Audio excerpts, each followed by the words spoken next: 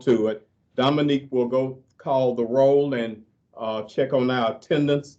And then Dominique and I talked about this yesterday, but she will go over what information we have from the follow-ups last week, what information we're still trying to get that we don't have right now. But most of our meeting today will be on creating the list of resource needs and characterizing them. And that will be just all of our meetings where what is the must-haves? What are the should-haves? From what we know ourselves, people we've talked to. So we'll spend a lot of time on that. The other thing I want to make sure I clarify, a number of people have asked me, said, well, do you have a lot of educators on the committee? The governor and the commissioner basically said they wanted a broad range of individuals. They wanted educators. They wanted community leaders. They wanted faith-based leaders. They wanted people who were tied to the YMCA, which many of us have spent a great deal of time with urban leagues and with others. They wanted those who were engaged in education reform. So that's why this committee has the individuals they have. You all bring a great deal of expertise to it. So what I will do now, the statement that we have, the commissioner and the attorney general's office have encouraged that we read this statement each time, and you will see as I read the statement why we've been encouraged to do that. We had a meeting with the commissioner on last Friday where we talked about this. The Tennessee Department of Education is excited to work with you on this opportunity to discuss the state's formula for funding public education. Before we begin, the department would like to remind you of the following. Conversations on this topic are not intended to reflect on the current BEP funding formula. The current BEP funding formula will remain in place until a new funding formula is recommended to and approved by the Tennessee General Assembly. The public is encouraged to submit comments in writing to ensure that all communications are thoroughly documented and can be reviewed and considered in the future. Public comments is encouraged to focus on developing a new funding formula rather than revisiting the current funding formula. Consider what should be funded in a new funding formula and at what level. Subcommittees will be responsible for reviewing public comment and making recommendations for what should be included in a new funding formula. While all committees, subcommittees, and members of the public should feel free to communicate openly, documents and records may be subject to public inspection pursuant to the Tennessee Public Records Act and may be publicly posted or otherwise made available. All recommendations that are submitted by committees and subcommittees will be reviewed and considered, but not all recommendations will be ultimately included in the proposed new funding formula. So that is our statement, and I just want to make sure I read that to you. Dominique, the next thing we do is our attendance. How's our attendance and roll call for today?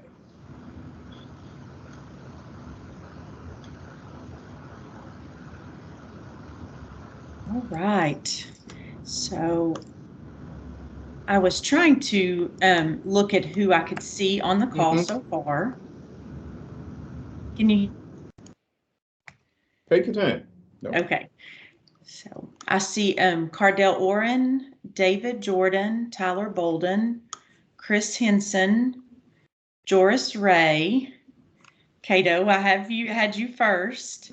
Is there anyone that I am not seeing? I just got an email from someone. They were having trouble with the link, so hopefully they will hop on in just a minute.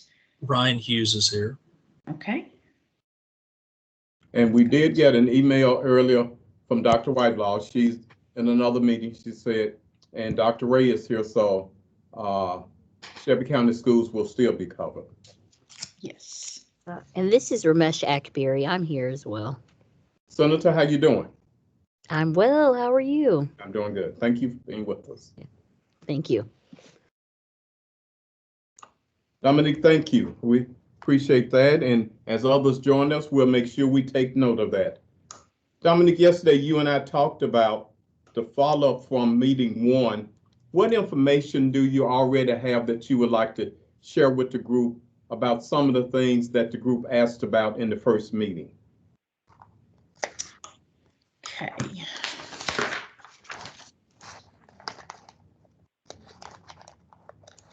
I'm going to stop sharing my screen for just a minute. I have so many things that I was trying to keep pulled up that I'm struggling to find my information. And I see Ted Cornelius has joined. So sorry about the issue with the link. No That problem. works. All right. So I know that one of the questions that was asked on our last meeting was if some data could be made available for from other states who have already done this process. Mm-hmm. And so that is something that is going to be coming at the end of this month. We're going to get some information on about 6 to 8 states who have implemented this, and you'll have a chance to dive into what they've done and look at some information from them. One of the things is this needs to be Tennessee specific. So before you actually get that information, it's really important to start thinking about what this should look like in Tennessee for Tennessee students. So we'll start this process. You'll start doing some brainstorming and making some lists of the things that you believe our students in urban districts need, and then you will get that information to then start further developing your lists of items. There's also going to be some professional development available for all subcommittee members in December. I believe it'll be some live options, and then they'll record it as well. So that is coming for some additional information. I think there was a request for someone to come on and speak just a little bit more about what student funding really should look like and what it really means. Mm-hmm. I'm hoping that some of you have had a chance to go back through that chair overview and look through some of the definitions and things there. I can show you a few quick slides that were shown in a chair, the meeting that the commissioner had with the chairs, just to give you a little bit of an idea, and then I'll turn it back over after this to Cato to lead you through. Thank you for sharing that slide. That was a good slide that we had with the commissioner last Friday. Do you want to talk through it, and then I can show some of the specifics? One of the things we wanted to see and we wanted to talk about a great deal was what are the elements of student-based formula? As some of you remember, one of the things I asked last week was, what does best practices look like? What are we talking about when we talk about outcomes, direct funding? How do we weigh? And several questions came up even about the base. And we know we'll have someone coming in talking with us about this, but when we get information from other states, how do we apply that to Tennessee? What will be the takeaways from this? And what are the things that we're going to see where we say at the end of the day, this is going to make a material difference? So was it anything else, Dominique, that the commissioner really emphasized last Friday? I know those are the things I was concerned about. There were some slides following that just breaks it down and shows some examples of what each piece of that really could represent. So here is the base for all students. It just shows, can you all see my screen now? Mm-hmm.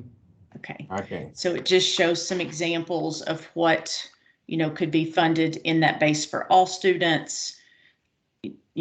Base transportation, facilities, educators, support staff, counselors, nurses, those are some examples of some things that can be considered in a base.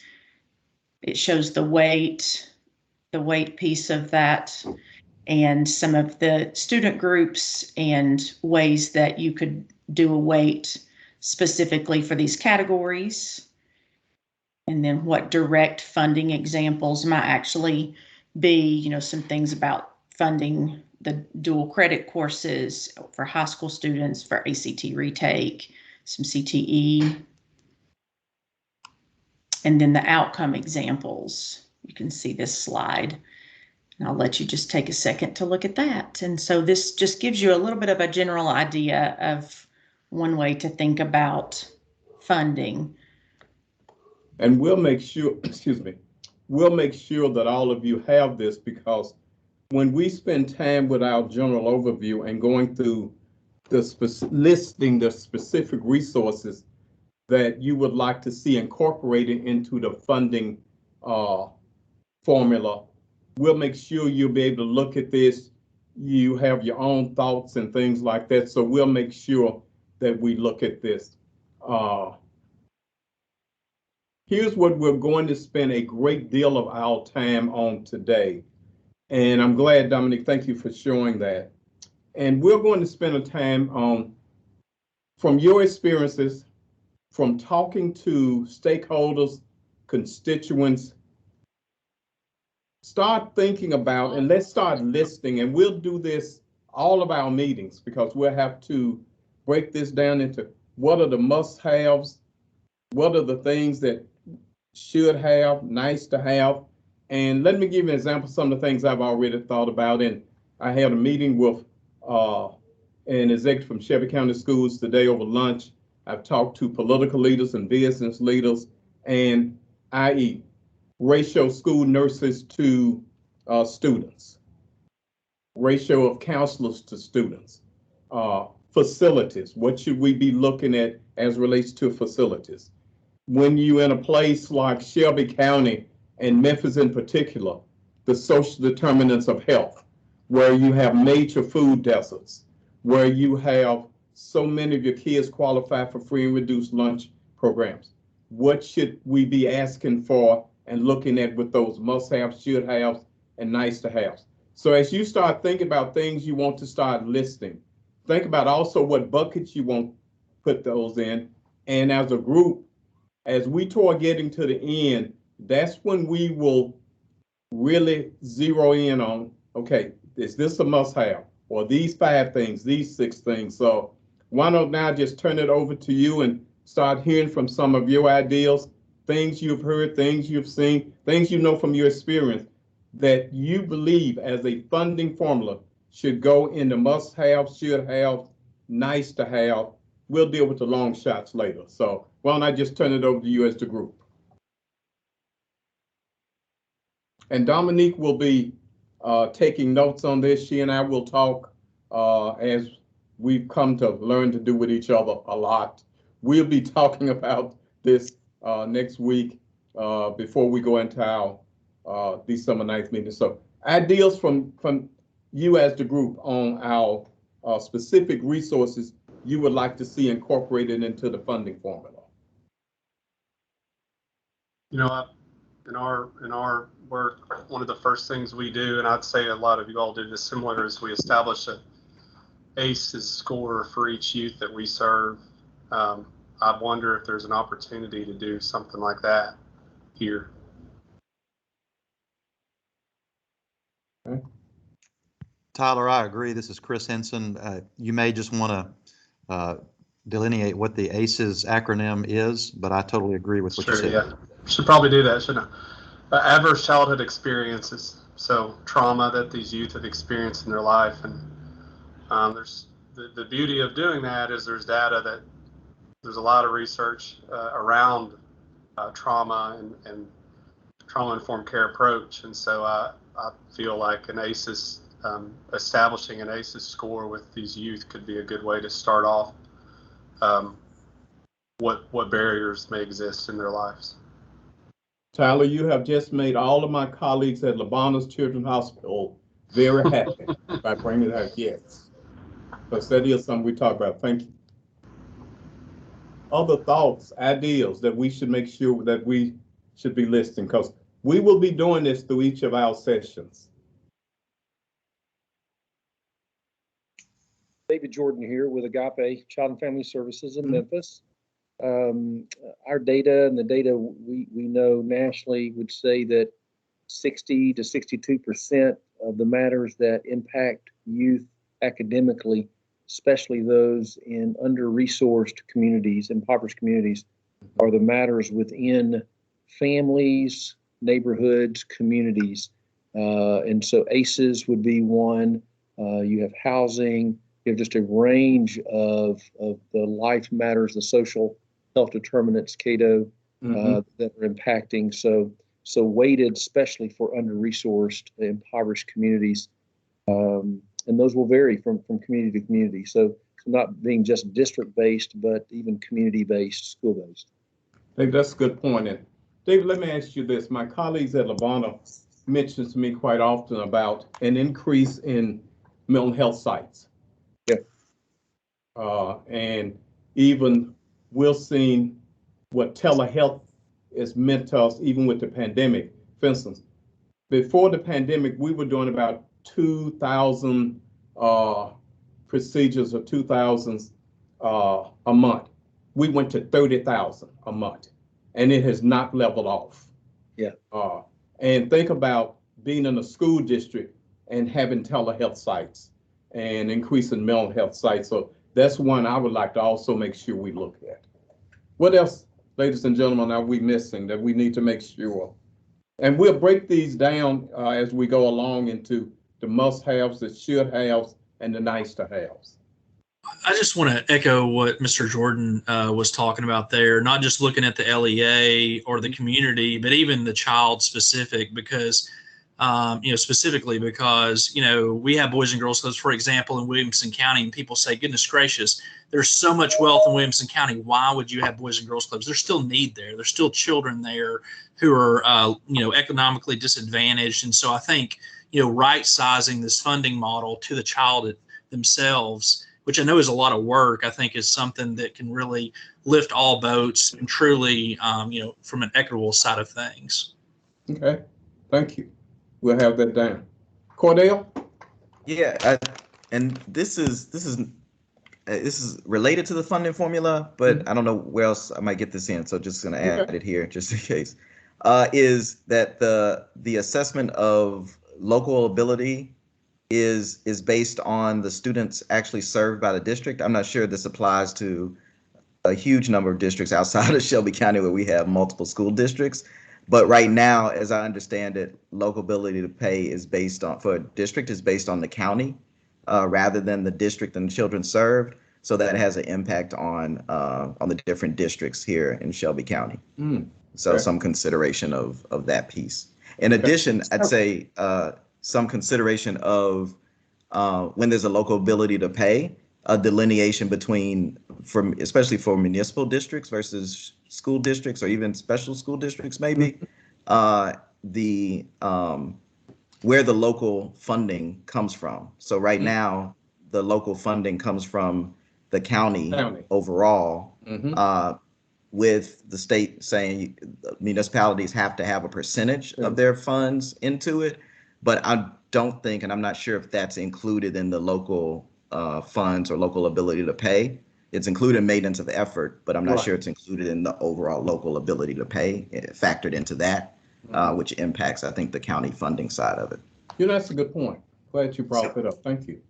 I can add right there that there is going to be a committee that's going to be focusing specifically on that local piece separately. So there's a group that has been formed and they will be coming together at a little bit later time to really dive into what that local piece of funding would look like.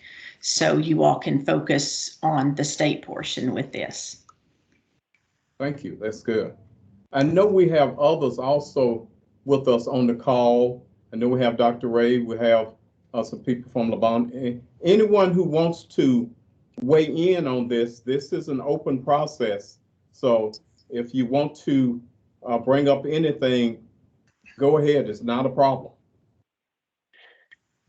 Yeah, this is Ted. I'm with the YMCA, and one thing as we look at the whole child, I know nutrition is extremely important, and I know, food insecurity is a big kind of thread through a lot of these different things, but I also, just to kind of take it a step higher, I think I think not just providing the food, but providing nutritious food so that we're not contributing to some of these other social determinants around some of the, these kids experiencing chronic illnesses at early ages.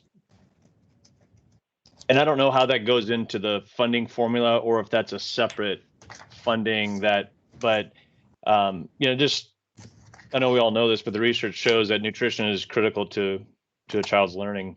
So I don't have the answer to that, but I think that's important. No, Ted, I'm glad you brought it up because, as you know, in Shelby County, the YMCA was major with the whole funding effort. And that has been very big for us. So you're targeting something we spend a lot of time dealing with here. This is Chris Henson with Metro Nashville Public Schools. Yeah. I want to sort of tag team with Cardell. He mentioned the local ability to pay, the fiscal capacity as it's currently called, and it's on a county-wide basis regardless of how many school districts are within a county. I also want to mention something else that affects urban areas, particularly here in Nashville, would be the high cost of living, high cost of housing for our teachers and for our staff. Very difficult for them to be able to live in the county where they work.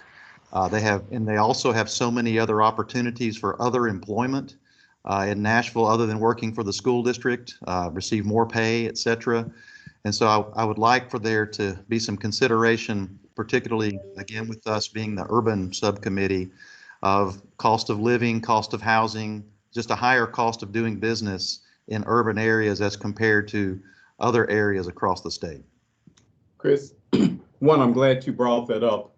Don't ever piggyback with Cordell. We don't do that. Yeah, it's bad, man. You hit on something that Shelby County Schools mentioned to me today, and that was about teachers losing teachers. And in healthcare, you're really talking to the choir.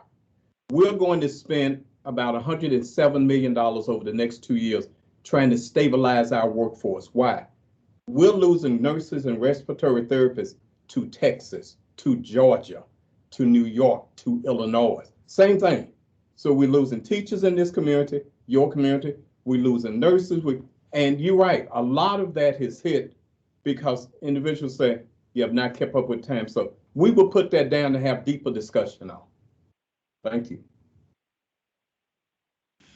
Cato, can I ask if should we be assuming at this point that there's some baseline of factors that we're basing this on? So EL, SPED, economically disadvantaged. I just don't want us to, lose sight to what I think most of us would just assume are kind of in the list.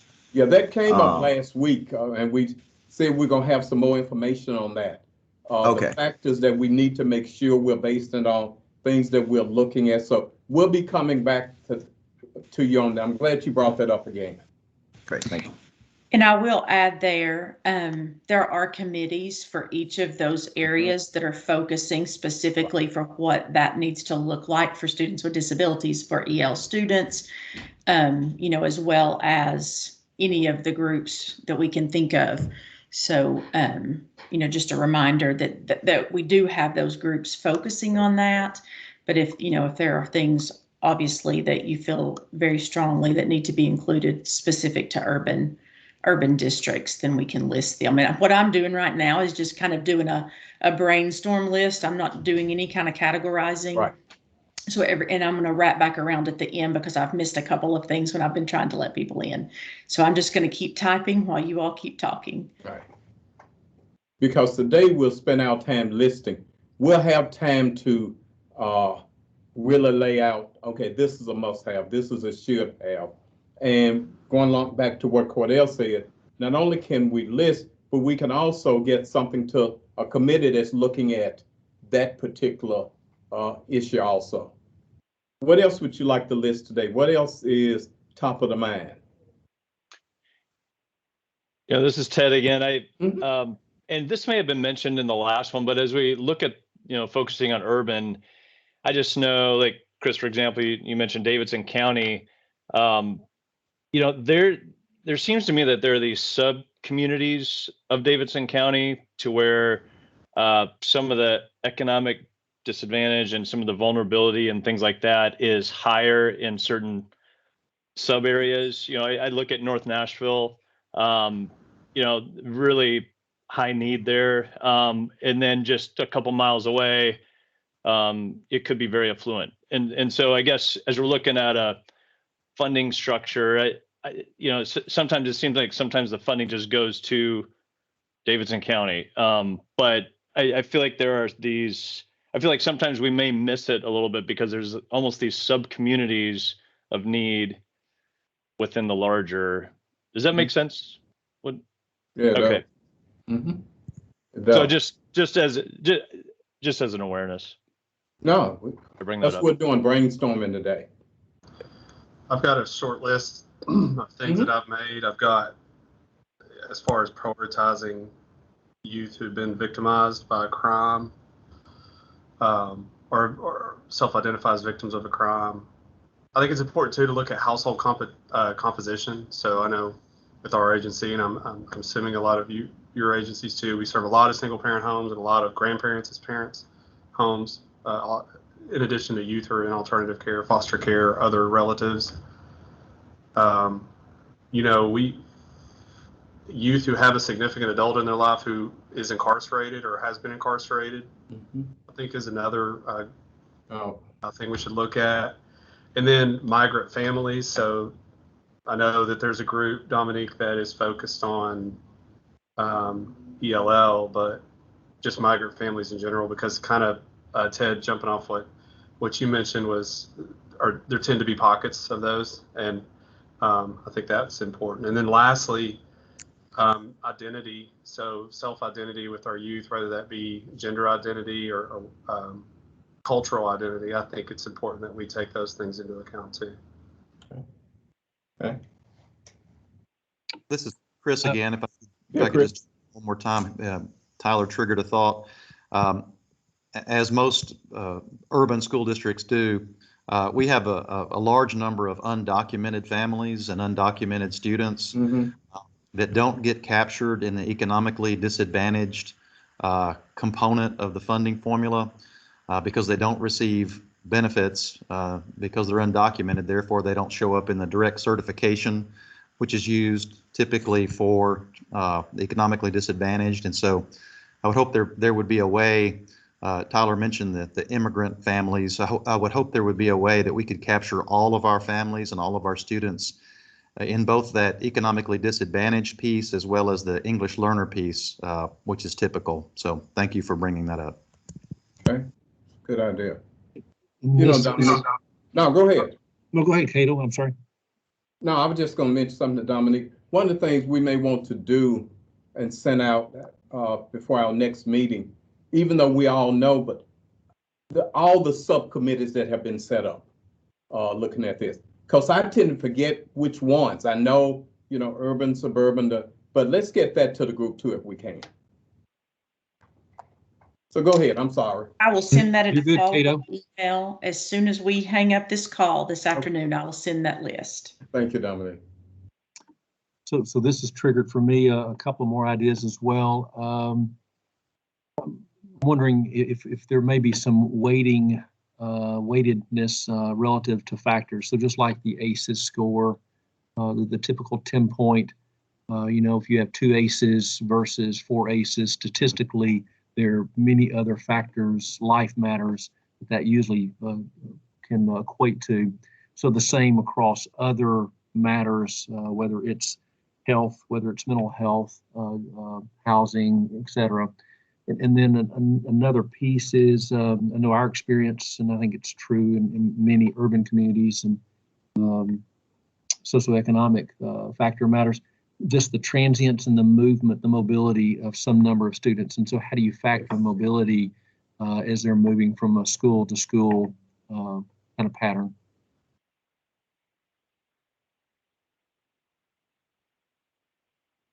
It's a great point.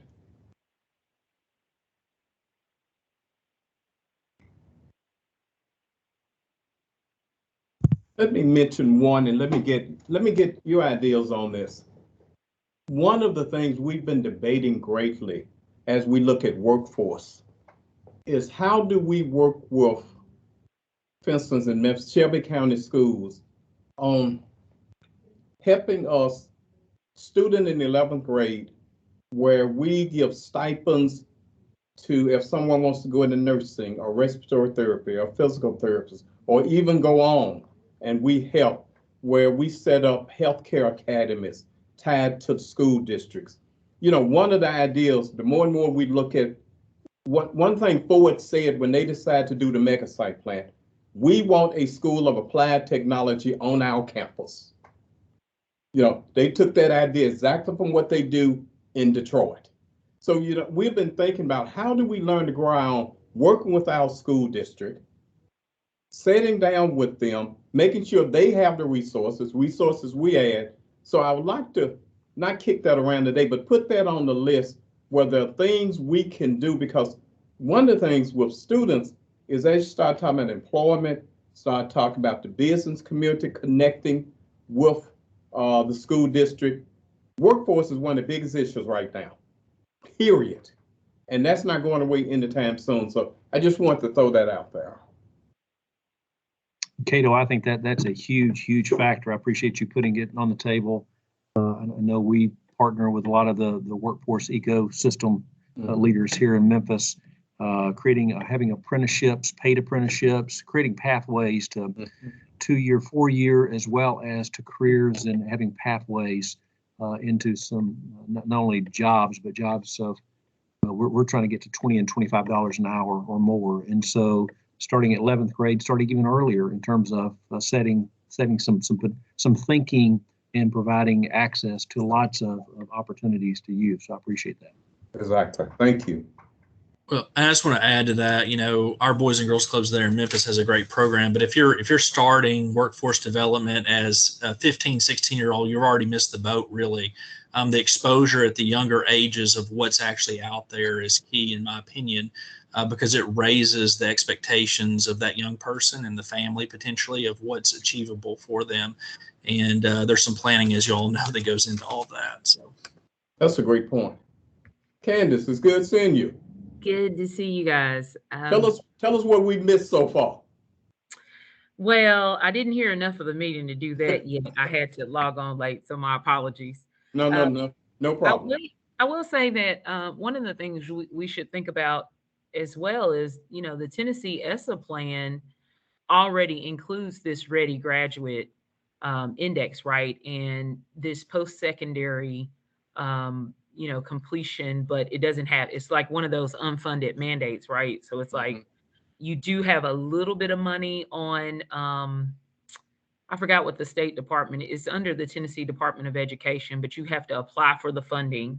Chris, help me out. You get you have to apply for the career technical education. So you can, apply for funding, but not every district gets that. Right. And so if you're going to do something at scale to help again on this workforce and credentialing, maybe in that formula you have post-secondary education built into there, especially, in urban schools where they may be using CTE funds for actual equipment or other things that are needed to actually teach the courses to then get the certification. And so it's already, a measure under, unless that's changed since the last time I was working in ed policy, but under the Tennessee ESSA plan, the Ready Graduate Index. So that would be something that we could look at, and how urban schools are accessing those compared to others as well. I'd be curious to see. I know Hamilton County had committed quite a few funds into their certifications. I know Metro Schools has been doing that for quite some time with the academies. But again, that's local funding that's coming in. It's not all equal for even the schools within the districts as well. That's a good point. Thank you. You see why we're glad when you show up, when you come? We appreciate that. Now, thank you. What else, guys, are we missing, ladies, gentlemen? To any of our guests who are on the line, not a part of the committee, but want to contribute to this discussion, is there anything that you would like to add that you want us to put on our list?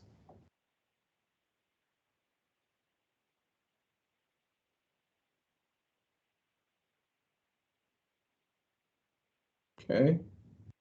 Do we need to be thinking around issues that, I mean, I think I know the answer to this, but thinking around issues that exclusively affect youth who live in these urban areas? So I know I'm coming at this from the lens of our agency, right? Mm-hmm. So we serve all of East Tennessee, and so we're serving all sorts of different youth in different areas. But I've been trying to think of what issues do youth that we serve in our urban service areas face that are different.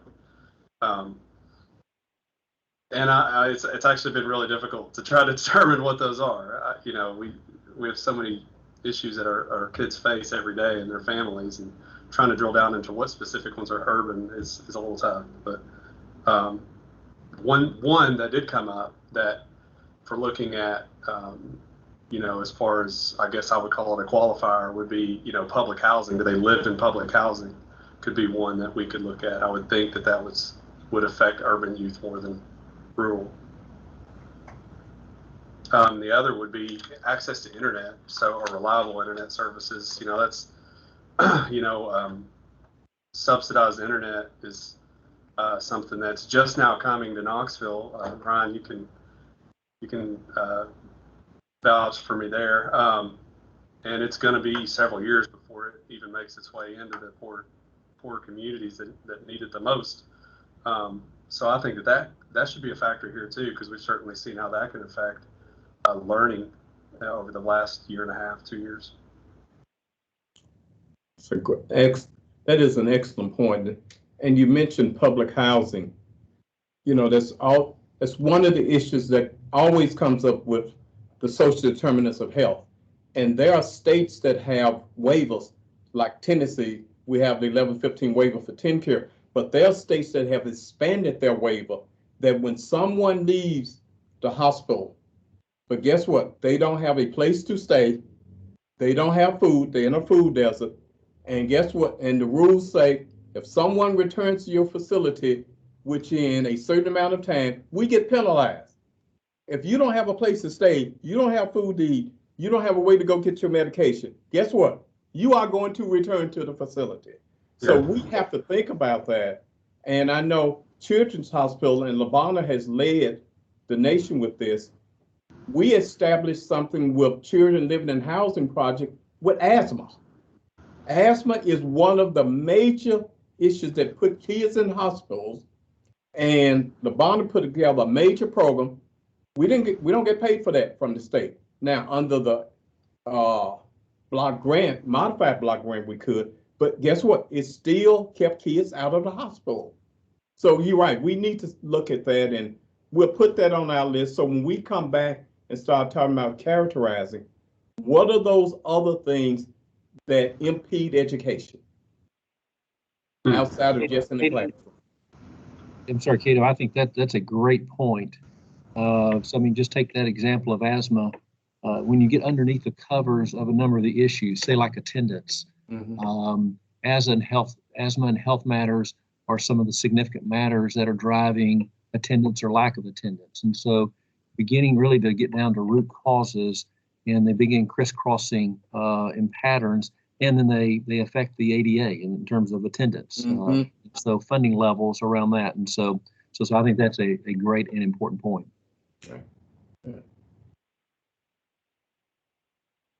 Ladies and gentlemen, what else are we missing? I want to be respectful of your time, because anytime I can give you time back, I want to do that too. Because I know how busy everyone is, and next week is a holiday. I understand that. Dominic, is there anything we're missing? Because you don't have to stop here. You can send it to Dominic, you can send it to me, other ideas you come up with as you hear from stakeholders who want to give in. And we'll discuss it at our next meeting as we start characterizing this. So we don't have to stop here because all of us will think of something else after this meeting that we didn't put on the table. So that will not be a problem. But is there anything else that you can think of now that we want to put on our list? Yeah, Cato, this is Ted. I'm going to throw this one out there, and you guys can tell me this is a bad idea or not. But Cato, you had mentioned about workforce and career readiness, and talked about Ford and how they have an interest there. I'm just thinking, a lot of the nonprofits in the area have mentoring programs, Mhm. and several do. And I'm just thinking, I wonder if the companies and businesses would also join and volunteer time to be a mentor to students as a part of this, in order for it to be to walk alongside a student when they are starting to make some of those decisions, and maybe even get exposed to some of what career readiness really looks like, that could potentially steer them in a different path than maybe if someone was not doing that. And I don't know if that goes along the lines of, how the funding piece happens, but I just know that there are a lot of or a lot of mentoring programs that exist. And it obviously relies on volunteers, but just thinking that may be another way in order to be able to allow students to be more career ready. Speaking my language, Ted. The average salary for a school counselor in Tennessee is around $56,000, is what I can tell, and just based on conversations I've had here locally, it's kind of at the bottom of the list when it comes to hiring priority. And so I believe the ideal ratio is 1 to 500 students, but from what I've heard, it's been more around 1 to 900, 1 to 1,400 in some cases. And in our business, I talk about this a lot. The more mentors we have in one school, no matter what program they're through, I see that as free guidance counselor services being provided in that school. So yeah, I'm right there with you on that. Tyler, that's one of the reasons I brought up not only ratio of nurses to students, but counselors to students. And in mentoring programs, one of the things, you have the Grizzlies I can tell you what the business community says. One, they think it's a great idea, but they really always say we need somebody to really coordinate it, because we're busy being FedEx or International Paper or First Horizon. But if someone tell us what to do and where to be and what level of mentors they need, yeah, we can do it. Because just like us, we have hospitals in all the communities. Yeah, we got people out there. So you're right. This is something that we can kick around some more. What else? We have a little over 15 minutes. What else do we want to put on our list as we start looking next couple of weeks? I've got one that's kind of pie in the sky, in my opinion. Handle with care, implemented across the state would, I think, be great. When you talk about, kids showing up late for school and that sort of thing, sometimes, they're almost chastised. And if they were notified by local PD that they were in an incident, not specific what happened, not that they were abused or that they were in a car wreck or whatever, but just that something happened to them that night prior, and then the school was made aware of that so they could handle that child with care the next day, and understand, and that maybe that they're going through a rough day, or that they showed up late for a reason, I think would be huge in my opinion, and also kind of change the conversation student to teacher that day as well, based on having that information they otherwise wouldn't have had. That's a good point. I agree. I totally agree. I had a comment or a thought.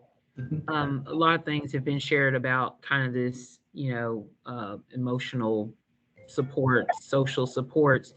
Are we suggesting that be some type of poverty weighting that schools get funding for, or just kind of having a conversation about the challenges? Or are we thinking about that needs to go into the formula?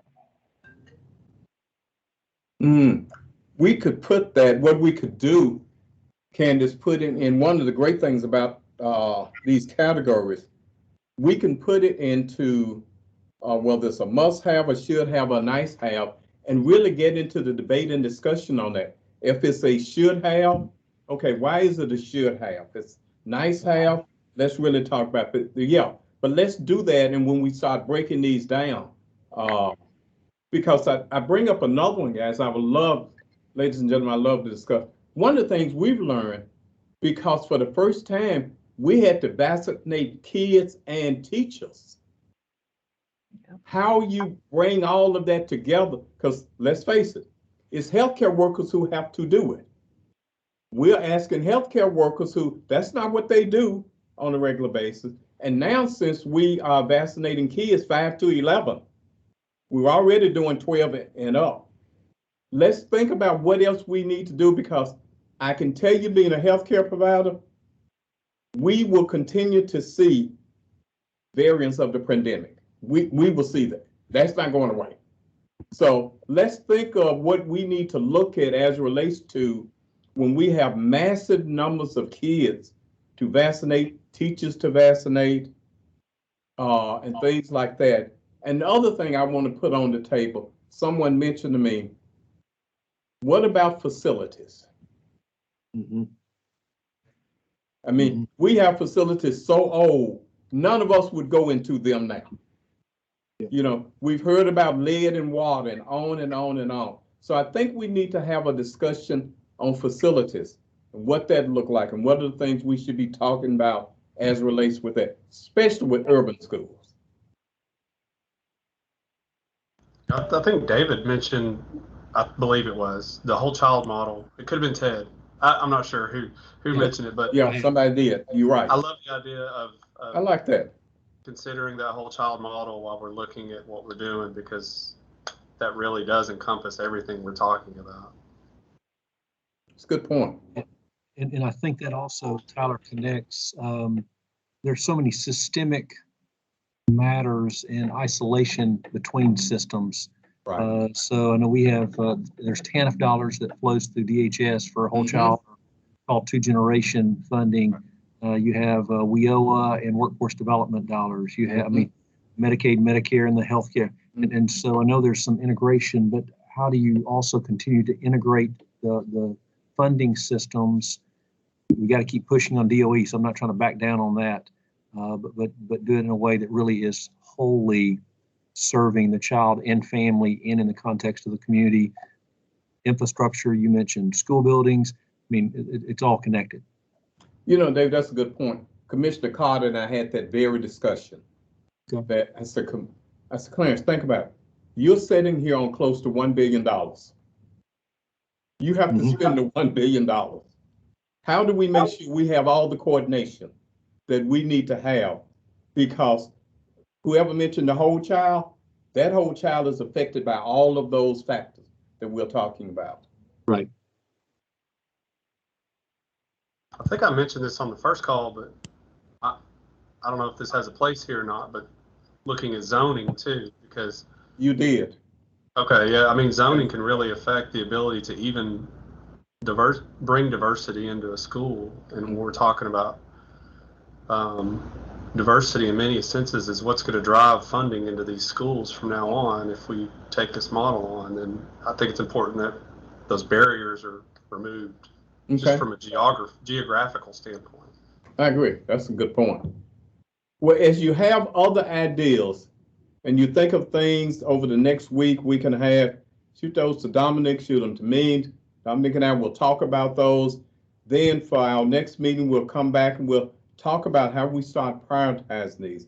Dominic, what did we miss on this? What is it we need to make sure we're looking at?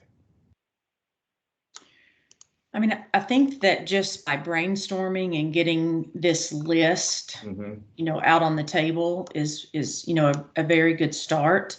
I think somebody said it just a minute ago, you know, do we need to start looking at some of these pieces and start categorizing them? And I think that is a very good next step. So, you know, if there are social and emotional resources, where do you want to put that? You know, I think that we've said some things on here that probably go together, you know, and I've just been typing as I really couldn't, you know, go and place them together. But, you know, you all can start putting all of those pieces together and categorizing them where you think that they need to fall. And also, just like Cato said a minute ago, anything that, you know, you are soliciting feedback from people that you are around every day, or, you know, even if you can, you know, solicit feedback from people in very specific ways, then those are things that you would want to add to this. Were there any specific recommendations that you really want me to capture as a definite recommendation here, or do you just want to leave this for now as a brainstormed list? I do know that you had one thing in here for follow-up for me, and that was the list of all of the subcommittees. So I will get that to you. Is there anything else just as a specific recommendation or a specific request for follow-up that you need? What's the will of the group?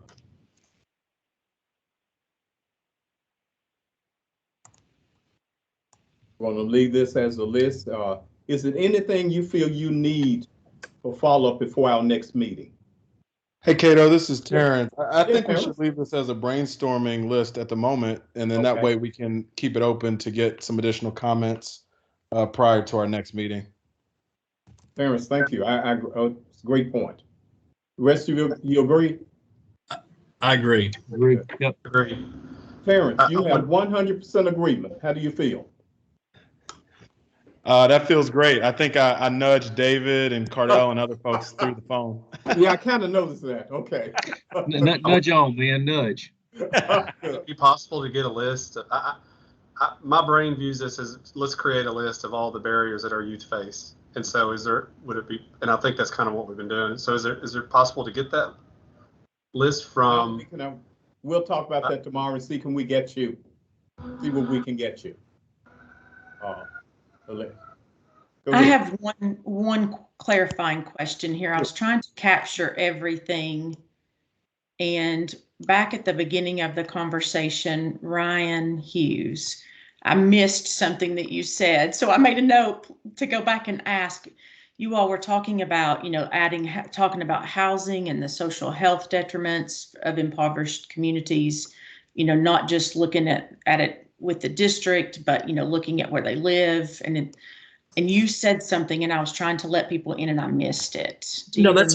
Yeah, I do. And it basically was just, I think it's been highlighted by other folks since then as well, but just about really truly following the student. Because I said, we have, for example, Boys and Girls Clubs in Williamson County, one of the richest counties in the state. And people say, goodness gracious, why do you all have counties there? And I said, there's still economically disadvantaged youth within every single community. And so when you're looking at the funding, as it's been mentioned before, sometimes it's district level or it's community specific, but even within communities, there's great diversity in some aspects when related to economically disadvantaged youth and those that are doing well. And so I just wanted us to take that into consideration when adjusting this funding formula. Dominique, does that help you? Yeah. Let me thank all of you for taking not only time out of your schedule, but how helpful and encouraging you've been on this and how you've helped me facilitate this. And also let me ask all of you to have a happy Thanksgiving with your families. Enjoy yourselves. And please take somebody in healthcare. Do not ever think this virus is over. Please be safe and be careful, but have a happy Thanksgiving. And I have given you 6 minutes back. That's what I had planned to do. If Ryan had not mentioned anything, I would have been able to give you 7 minutes, but he had to come up. But have a happy Thanksgiving and thank all of you. And if you think of anything, just notify either one of us. But happy Thanksgiving, guys. Ladies and gentlemen, thank you. Same to you and same to all. Thank you. Thank you.